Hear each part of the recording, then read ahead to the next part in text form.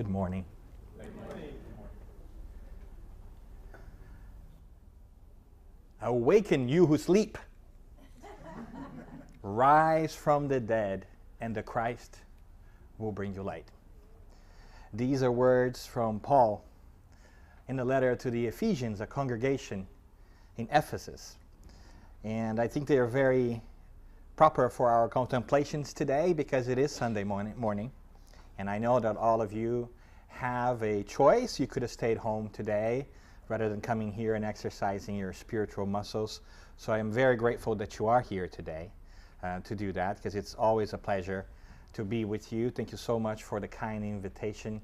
I like to start by saying that it's truly touching and motivating to be able to talk to folks and see firsthand that they're trying to do exactly the same thing that I'm trying to do on the other side of the country, which is to be better a little bit every day. So thank you so much for being here and for continuing to do that.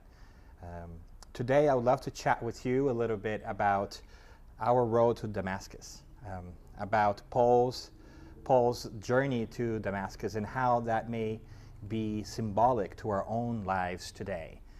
And if you are anything like me, you might be sometimes a little hesitant to think that these stories of people we have not met with strange names 2,000 years ago might not always be that relevant to our modern lives. But I beg to differ. And my hope today is to share with you a little bit of our thinking around the symbolic journey that Paul took and can be applied to our lives too, as he left Jerusalem to Damascus. And we think that that road is a very, very symbolic one, like I said, a very spiritual one. And I hope that we can translate his trip into our own life's work and see if that aligns a little bit. Does that make sense? I won't babble for too much. Don't worry about it. Hopefully we'll have a little bit of time in the end to exchange ideas. But before anything else, I think it's very important for us to share a little bit more about who was Paul. I think that we all know Paul, the apostle. And sometimes we might not know that he was considered the apostle of the Gentiles. That means everybody who was not Jew. So he took on his life's work to go out and talk about the Christ and the gospel of the Christ, but the good news to all those who were not Jewish at that time. And that might seem like an interesting or anecdotal idea in general for us. However, we also need to consider that there was an early debate right after Christ left us of whether you needed to be a Jew first before becoming a Christian. Because you might remember Paul and Christ, they were Jews. And so a debate ensued afterwards of whether you needed to go to the rites of passage through Judaism before you could then study the Christ, such as circumcision and so forth and so forth. And there was an early debate about what should happen. We don't think about that very much today because I think that in large part to the great work of Paul, we have been able to hear of the message of the Christ outside the need to go first to the Jewish law. But anyway, so he's a really central figure for anything that we know about Christianity, and I venture a guess that the Christianity we know today is because of Paul, because he has been able to get the word out to all the different peoples, and eventually we see the Gospels by Mark, Matthew, Luke, and John coming about, and those were in Greek, so they were really found outside of Jerusalem, the scholars, when they retranslated and so forth. And so he's been a really big presence, a really big looming presence in Christianity in general for all of us. So much so that if you think about the New Testament, which we generally think is like the Bible is divided in between the Old Testament and the New Testament. The Old Testament being all the laws and the prophets before Christ, and the New Testament, this new message of the Christ. We always think it about like one book or one thing, but when we read it more closely, we notice that the New Testament is actually 27 different books. 4 of them are the Gospels, like I said, Mark, Matthew, Luke, and John. One of them is called Acts of the Apostles, which is really what happened after Christ left. Immediately afterwards, there was a lot of mediumship going on, a lot of phenomena taking place. And then there's also, of course, the Apocalypse, right? So there's these 6 books, and then 21 of the 27 are letters. Are letters that the different apostles and the different disciples of Christ wrote back and forth to the different congregations, because it was really hard to get there. We didn't have WhatsApp, Netflix, or internet, and so it was really hard for us to get ourselves entertained and hear messages going back and forth. So they wrote letters. And Paul is credited with writing 13 out of the 27 letters. So you can understand how much of his influence is in what Christianity we have today. He was also out there getting the word out, right, to folks like we talked about. So if we look at an ancient map here of all the travels that Paul did at that time, it's truly fascinating where he started right over here and he kind of walked his way up to Asia Minor, right, which is Cappadocia, which is Turkey. Here is Greece, right? He went all the way, here's Greece, sorry, up even to Macedonia, and of course ended up his life in Rome. So, and he did this a couple of times, so it's quite a feat and quite an accomplishment when you're thinking that he's doing this by walking and sometimes by boat. It takes a while. So it's an incredible life dedicated to helping others and sharing the word of Christ, which is a calling to spirituality and to awakening. So when we look at the figure of Paul, he looms large in the pantheon of Christianity. It's a figure that is everywhere, and sometimes I feel it's hard for us to even relate to these historical figures on that perspective, because they seem so incredible and so fantastic and so spiritual in so many different ways that it's almost like it is an unreachable thing to do. It's something that normal people couldn't do it. But what's important to notice, and I think this is a beautiful moment for all of us, that before Paul was Paul, he was first Saul. He was born Saul of Tarsus, Tarsus being the city in which he was born and he lived, and as it was the custom of the time, you related to people as where they were coming from. So Saul was born within the Jewish faith, a very bright man, young, very driven, who quickly rose to the ranks of Judaism at the time, and eventually made his way to the Sanhedrin, which was the largest body of law of the Jewish tradition. And that sounds interesting to us, but if we take into consideration that in Jerusalem at the time, there wasn't a distinction between religion and the actual law of the land, that they were both of them together, you can understand how big of an accomplishment this is. So he was young, he was a big defender of his faith, and at a really early age, with a great gift for reason and logic and an incredible drive and love for the message of God, he ascended to the highest levels of the Jewish tradition, where he heard about these people who were preaching that a strange man from Galilee was doing great things. And as these people began to talk about Christ and the idea of the Christ as the promised Messiah that was envisioned in the Jewish tradition came to be more and more prevalent, Paul and others began to worry of whether the Jewish people was being led astray by somebody or somewhere else who was not holding steadfast to the Jewish law. So as a driven young man with career plans and the desire to do well, he started to persecute these early Christians. And when we mean persecute, we really mean persecute. He was the harshest and most violent voice against the early Christian disciples and preachers. And he went out and arrested them and set in motion many different things that led to very unfortunate outcomes to a lot of folks. So it's really interesting for us to see that before he was perhaps the greatest proponent of Christianity, he was first its greatest detractor.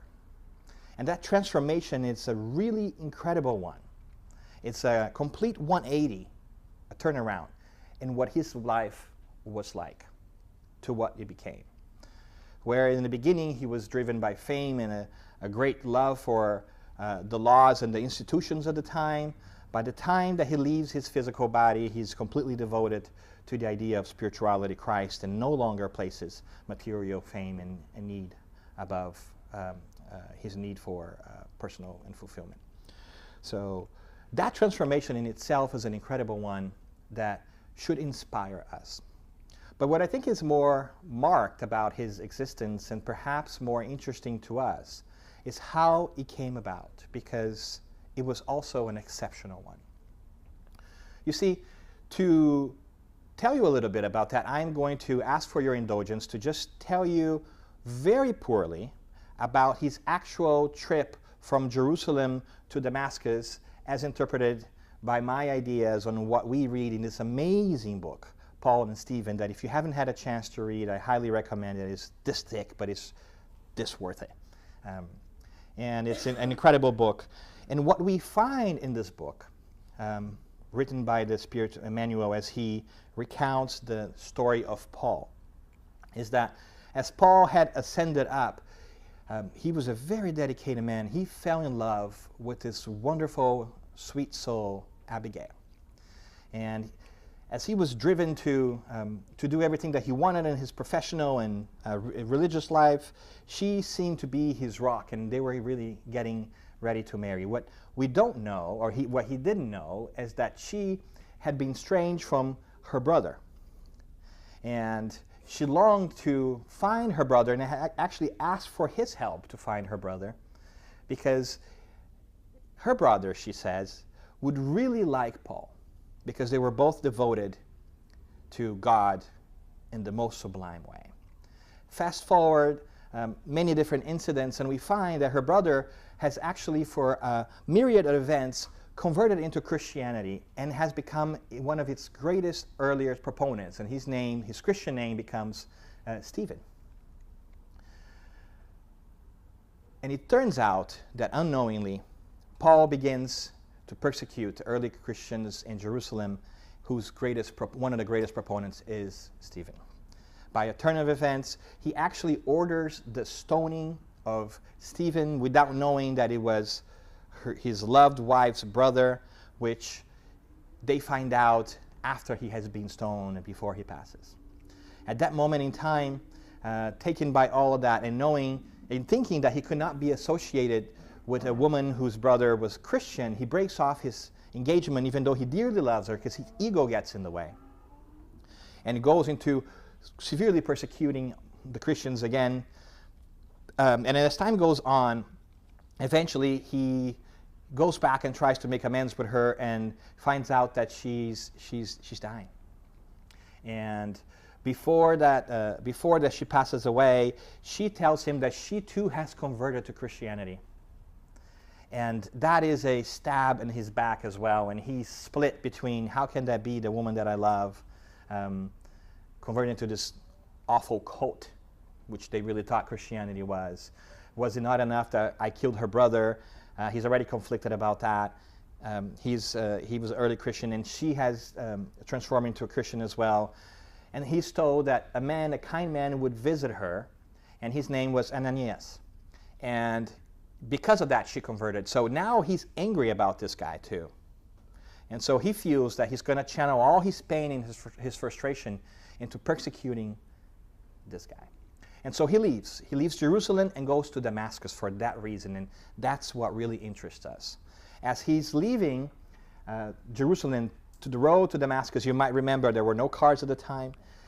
It's a long, long road, and it's not a beautiful and exciting road like we imagine today. There are no 7-Elevens along the way. There are no gas stations. It's really desert like this.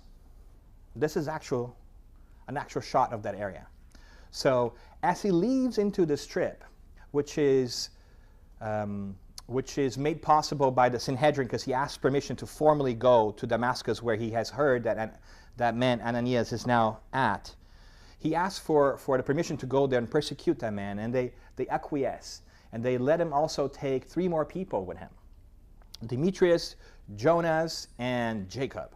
Two of them are younger, helping carry the convoy with camels, horses, and supplies. The other one's a little bit older and more experienced. He knows them, and so he goes on this journey with them to Damascus. And as they're going through the trip, right, it's getting hot, and they're talking and so forth.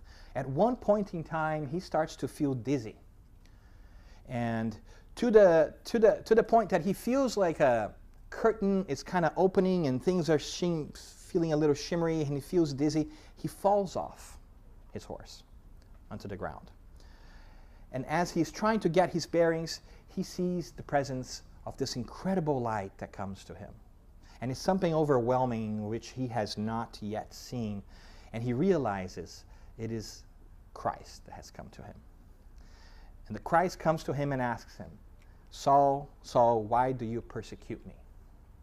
And at that point, he's taken by such an incredible and overwhelming feeling, realizing who Christ was, that he wasn't indeed the vain leader of a cult, but instead the promised Messiah. And in a very courageous way, he turns to Christ and asks, "Christ, what would you have me do?" And Christ then tells him that he's still to go to Damascus and wait for more instructions.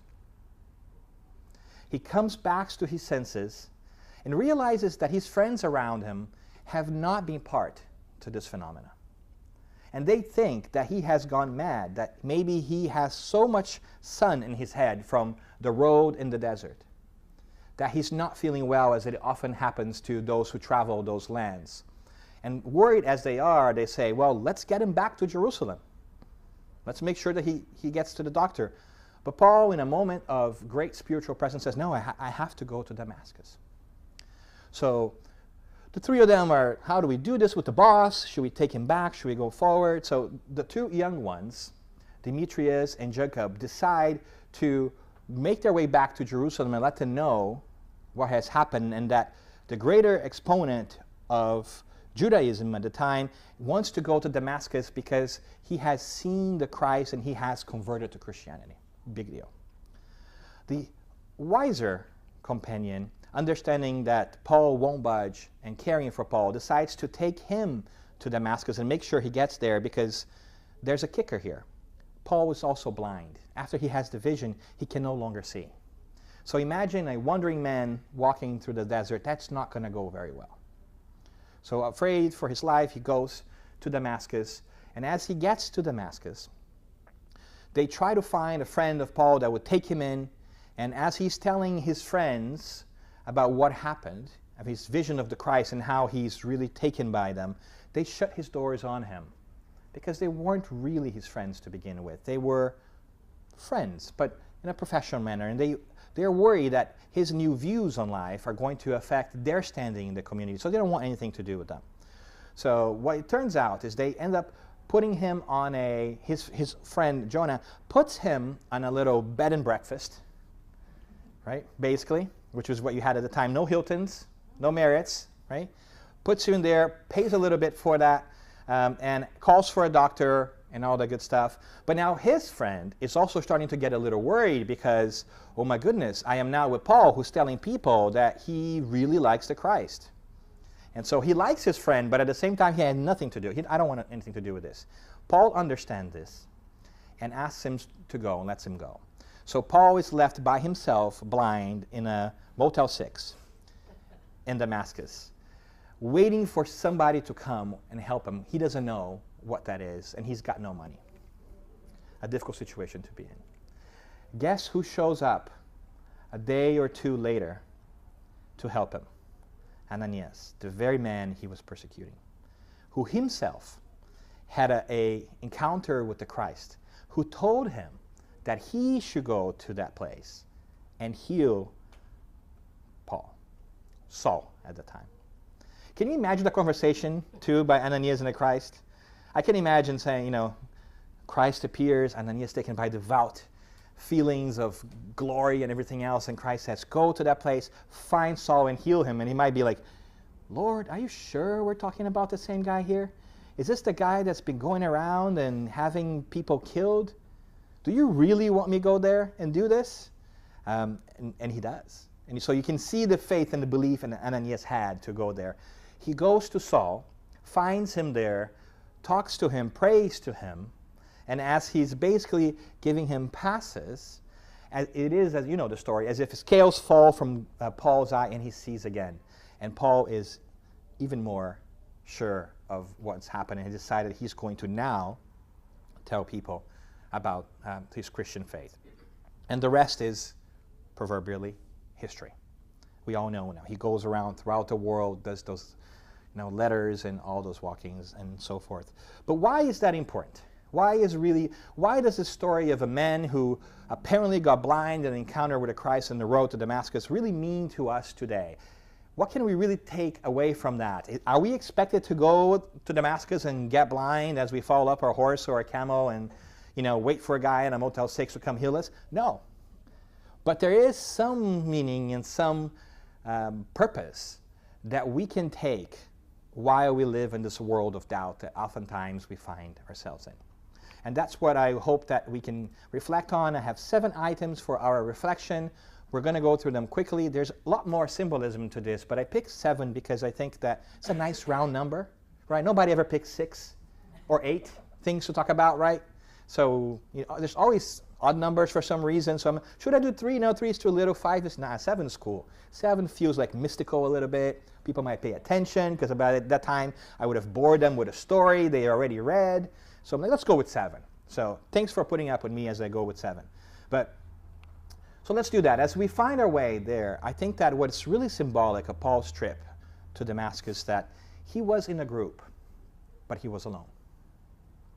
While he was going to Damascus and he had his vision, he had 3 friends and 3 acquaintances near him that were literally walking beside him as he has this encounter with the Christ in his vision. But yet, none of them could either hear or see the Christ. And I think the symbolism in that is deep. It's deep because I also wonder if we find ourselves in our lives called to do a change, called to awaken to our spirituality.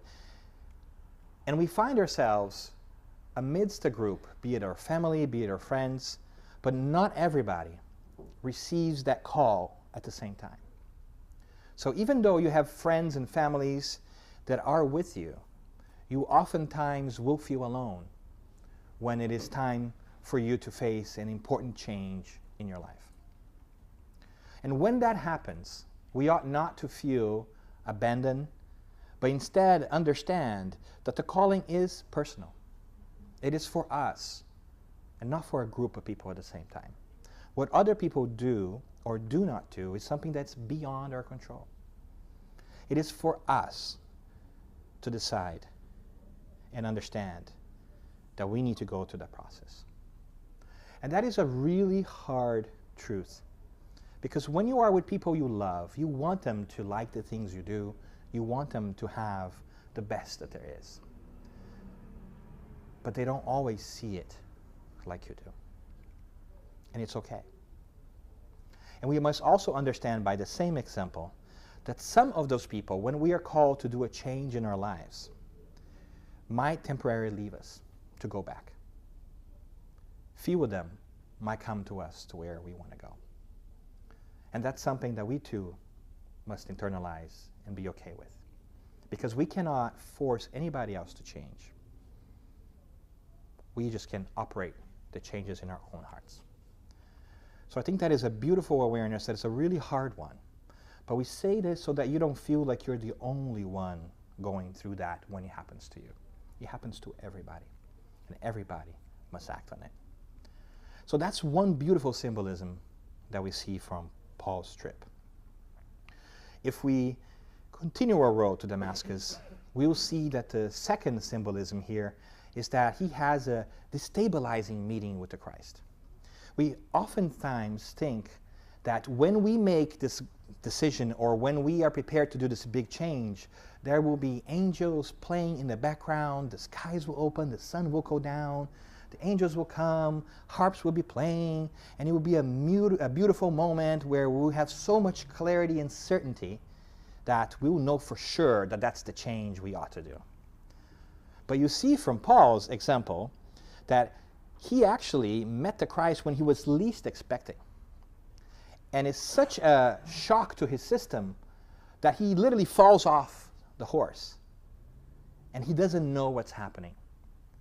And in a way, I feel like life knocks at our door sometimes and forces us to see things or do things when we are least expecting. And it completely destabilizes. It literally knocks us off our feet, emotionally and spiritually. And the process of change, it's often hard. And especially for meaningful change, it is really hard. I say this so that we perhaps can work on our expectations that any great changes in our lives will be a magnificent moment of clarity and purpose. Oftentimes, it is not. Oftentimes, life comes to us and completely lays to ruins our plans. And if you feel like you had plans for your life and they've been shaken up, do not feel like things are not going okay. Just make new plans and move forward. So this stabilizing meeting is a really interesting piece because it ought to remind us that we are going to find situations that are difficult for us to handle, and those are the really important ones. And I think, in a way, that is a great symbolism that we can also take from Paul's trip. As we continue our road here, our third piece to this is the courageous question. You see, when Paul has this vision with the Christ, and the Christ asks him, why are you persecuting me? Paul could have easily launched into the diatribe and say, no, really, I was defending the law. No, I was following my heart. Or I'm sorry, that's not really what I meant to do. Now I see what's wrong. Right? There's many different ways in which we could have played this out. We could have had that conversation. He could have justified himself. But he didn't. With incredible courage, he understands that he needs to change, that he wants to change. And he asks a very courageous question. He says, what would you have me do? Isn't that beautiful? He's incredibly courageous. His personality was one of incredible courage all the time. But even when faced with the fact that he has been on the wrong side of history, instead of dwelling too much on what has been, he knows that he needs to take arms and work on what could be. And that is a beautiful awareness for us, because we often get trapped in analysis paralysis. We often get trapped in pity and wallow in it for a while.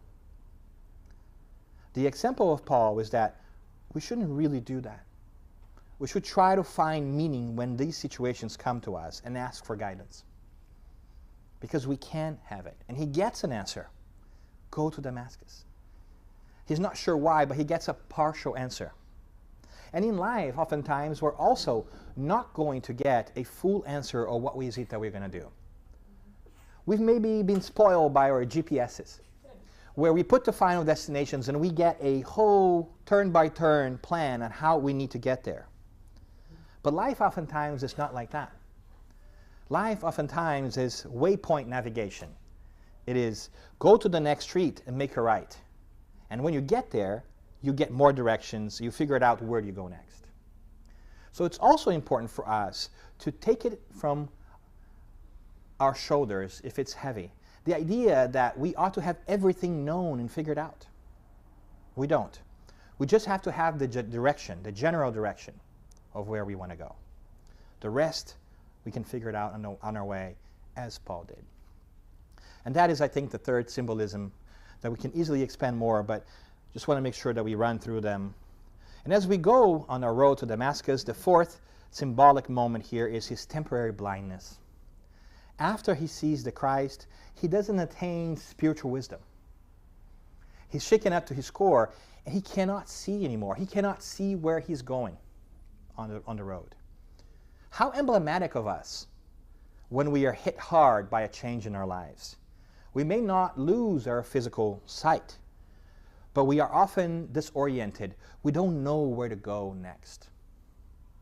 And that temporary blindness continues with us for a while. It takes a while for us to get our bearings after we are knocked down on our butts by life.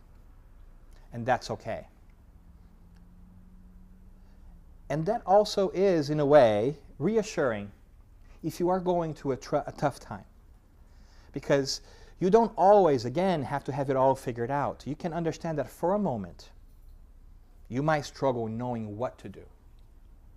The trick, however, is to decide what you're going to do next. And that takes us to our fifth part here, which is very courageously, he decides, blind and almost alone, to move forward. He could have easily decided to go back to Jerusalem. That's where he lived. He could go back and reassess. He could go back to his comfort zone and saying, I'm going to think this through. I just had an incredible experience. I don't know what to make of this. I'm going to retreat into my home, my heart, my mind, and I'm going to figure this out and give myself time in the comfort of my old ways. But he does not. In that moment, when he's faced with that change, he's again very courageous, and he decides to go to Damascus, even though his friends and companions are urging him to do what? To return to Jerusalem, to go back to his old self, to get his bearings in his old life and his old way of thinking and his old way of being. But he knows now in his heart, because it was such an important experience he had, that he has to move forward, even if he cannot see where he's going. And that is inspiration to all of us. That oftentimes we have to make this decision, even when we don't know where to go. We have to decide to move forward, whatever that might take us. It takes us courage. It takes a lot of courage, but it pays off. But we must make that decision. And again, it might run contrary to what those around us might want us to do. And that, I think, is the fifth symbolic moment there that we can take away for our own lives as Paul goes through. And if we go to the sixth, we also see that much to our delight, even though we forget, we get unexpected help. He didn't know that Ananias was going to show up and heal him. He wasn't expecting it. When he was in his most vulnerable moment in his life, somehow the mercy of God materializes, and he has help from a person who he least expected when he first set foot that he would have help from. It is an incredible moment of awareness for all of us that even when we are downtrodden, even when we are hurt and feeling the blues, even when we feel like we've been abandoned, blind, we have nothing to our names and forgotten in a corner of the world which is not ours, God is with us. It fills me with joy to think about this. That a messenger will come to us. Somebody we least expect might show up, and that we need to be open to it. And sometimes I wonder, had he not lost his vision, would he have been helped by Ananias? Would he have taken the help? So sometimes it takes losing our vision to be able to see better. And that is an incredible moment for our hearts. Let us let our armor fall to take the message in. And that is a beautiful, beautiful moment. The seventh moment, and the realization here, I think, of the road to Damascus is that he arrived at a different Damascus. He's going to the same place, and he ends up in the same geographical place that he planned to go. Yet, the Damascus in which he arrives, I think you can agree with me, is vastly different than the one he thought he was going to reach. He thought he was going to go into the gates of Damascus as a defender of the faith, a person in control with power, and he was going to do great things, persecuting the men and all these believers of this emerging cult he believed Christianity to be.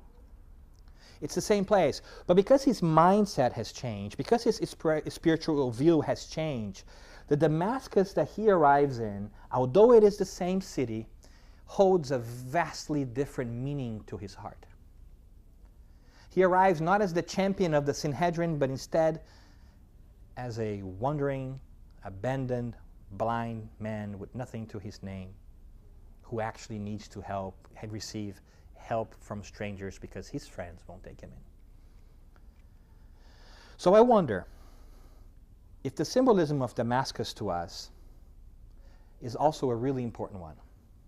That the places we think we want to go to might not be the places that we need to go to. And the mindset that we have about the world that we think are the ones that are going to lead us to success and prosperity might not be the ones who truly lead us to happiness. If we abandon our old ways of thinking, our mindset of importance only to the physical things, then we might be able to let in our hearts sprout a new joy when we shed away our ego to let spirituality come in. But when it does, it changes things profoundly and is extremely, extremely hard. So Paul's Damascus, in which he thrives, by the way, when he is healed by Ananias and he meets the Christians, we are told in that wonderful book I told you, which deserves a reading if you haven't had a chance to read it yet, that he finds a sense of communion and kinship with the early Christians in Damascus who help him, who take him in, who teach him about the Christ and all the passages which he has not yet had a chance to read. There is an early gospel, the Gospel of Levi, that is written in pieces of parchment and leather. He gets a copy of that and he starts to study that, and he learns anew in this new Damascus about God in ways that all his learning from before had not afforded him. It is beautiful, it's humbling, and is absolutely shocking and different. So, even though this trip, this simple trip that it seems that a man took 2,000 years ago from one place to the next, can hold a lot more meaning than we expect, the question that remains is, what is our Damascus? What is it that we want to do with our lives? What is it that we're seeking to do in our lives? Where are we going and to what end? And as we go down the road, like Paul did, of our lives, we can expect to be together with people, but it won't be surprising if we find ourselves sometimes alone, with time for contemplation. It does not mean that those around us do not love us. It doesn't mean that. It just means that we have to spend time with ourselves to figure it out who we are and what we truly stand for. And when we do that, we may have a destabilizing meeting with our destiny.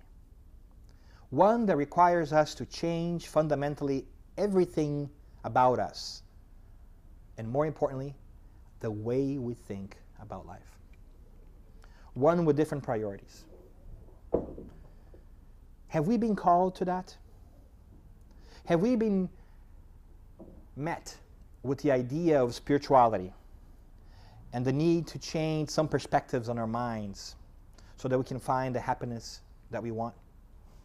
If we truly want happiness, are we prepared to let go of the old ways, to take in our heart the Christ? Is there space in your heart for Christ, for that vision in Damascus. Even though it will knock you off your feet sometimes and have you struggle. And it will even make you temporarily blind to the things of the world afterwards. Is there space in your heart to make the decision to go ahead even though all of this is happening? And is there space in your mind to take the unexpected help that will come as well? Are you prepared? And are you really ready to listen to what the universe offers you? Because it may come from all different places. Be open. Embrace it. Who will be your Ananias? Who is the person that will help you shed your temporary blindness to the things of the physical world? Who will help you realize that you are far more than your physical body? Who will help you so that you can get in touch with your own heart? That is the calling through the ages. The Christ has been calling us to awaken to a world that is the same like Damascus was, but that is not. That we can be in this world without being of this world. That happiness is not of this world, but it can be in this world. Isn't it, after all, what we ask to be done when we do the Lord's Prayer and say, Lord, bring your kingdom into this kingdom. May your will be done in heaven as it is here. We are the ones that we've been waiting for. We are the ones who are going to transform this planet in our own lives. We will have help, but the decision is ours. And we have a wonderful tool in which to do this, because Spiritism offers this awareness of life immortal through the communication with the spirits and the certainty that our essence lives on after our physical body,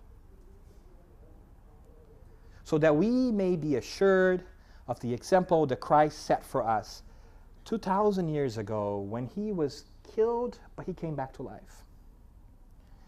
His resurrection, it's another symbol that we too will outlast this physical life. The most important nugget of his message, in my humble view, is the fact that he came back to life to show us that there is no death. And that transforms us. Transforms us in our thinking, as Paul was transformed when he realized that. Because that awareness oftentimes doesn't just come with our intellects. It comes with our hearts. Paul was incredibly smart, quick, and wise in many ways. He was the bearer of an potent intellect. But it was only until he was confronted with the truth, emotionally, with the presence of the Christ, that it was personal to him, it was that he decided to change. So get close. Get close to your discomfort. Get close to the things that you feel are important, and feel them too. Don't just think about it. And when we do, I hope that you may be touched by this incredible message. Because if the story is about Paul, and he really means all of us, we must not forget that at the helm of it all is our older brother, the Christ, who has told us that in the Gospel of John, the most mystical of the four Gospels, that he is the resurrection and the life, that his teachings, not his persona, but his ideas, representation of God's supreme will, he is the resurrection and the life. And whoever believes in these teachings and knows that there is immortality, even though their physical body will die, they as spirits will live forever. And even though we struggle with that, if we start to make amends with the idea that we are immortal beings right now, even though we believe in that right now, we will never die. Our bodies might perish, but we will never die. And the ultimate question that comes from the teachings of Christ is one that reverberates through the centuries. Do you believe this? It's up to you to transform your life. It's up to you to be the leader of your destiny, but knowing full well that behind you stands an incredible group of people who love you and support you in both sides of life. And I hope, with the bottom of my heart, that Paul's journey to Damascus may also be your very own. That you may also reach the levels of joy and happiness that this incredible soul that lived 2,000 years ago, who radically transformed himself, as a token of what we can do to our lives if we decide to change too. So I hope from the bottom of my heart that whatever journey you're in, whatever problems that you are facing, you might be reminded that you're not alone, that there is a way forward, and it's only a matter of time until you reach a beautiful destination. So I thank you from the bottom of my heart. I wish you the best, and I hope all but the glory of God to all of you. Thank you.